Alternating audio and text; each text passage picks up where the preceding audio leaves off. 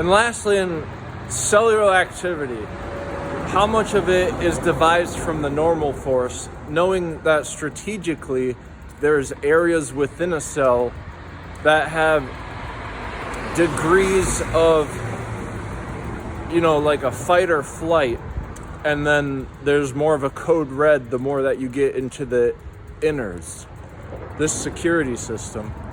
How much of it is derived as the normal force, being anything on the slope, it has a gravitational pull of going down the slope, but the normal force has a 90-degree straight verticality from that pull, always going upwards.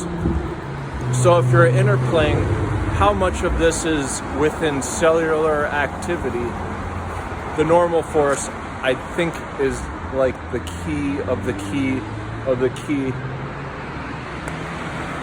And when this is in combination in a cellular level, and you're demystifying it just by, on our scales, having it be like CGI, having the computer go in and render all the software and process it, you're missing a whole world of difference that you could have altered with, some paint on some ledges.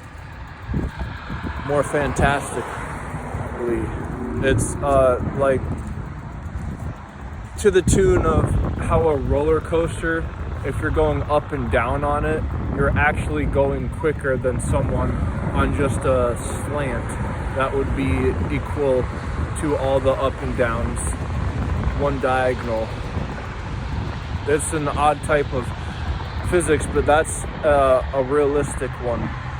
And so, but then it comes into terms of how much of sidewinders are there from the roller coaster, it going up and down.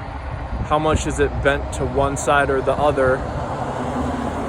And you would say that this has a preclusion pertaining to it having angular momentum, so it's not a fair race. And you could argue this because there's no line that's absolutely straight. It's always going to wiggle if it's a roller coaster, right?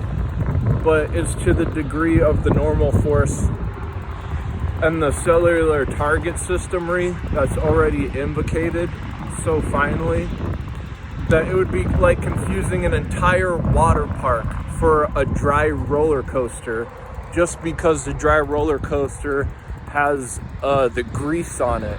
That amount of grease being liquid by parts would be a whole world of difference, as like it were a water park confused for it just having grease on a roller coaster. That's how off-putting the dynamics are. So when in roller coastery, the sidewinds definitely invocating that to back up what a Euler bridge is in quantum electrodynamics to finish the puzzle piece. To finish that puzzle piece. The hidden treasures, some of them can be Easter eggs, and most of them are just stuff that, if added in properly, it would give rise to a whole new meaning. In something called the Euler bridge, this is something that's hard to grasp because it's kind of tricky when it starts hitting B lines. But if there's things that were meant as filler, such as, having an extra sharp edge be prominent in order for light to hit off it a certain way to maximize its potential on a filter.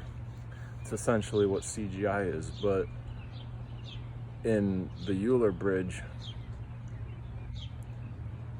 the same kind of ordeal is an interception that quantum electrodynamics misses, because the founder of it, before it could get finished, it never did get. And that's the closest that we've got to interpreting a quantum gravity. So if you mix in how much of the bridges are hard at graphing and combine it with the missing parts of quantum electrodynamics diagrams, it should be a shoo-in.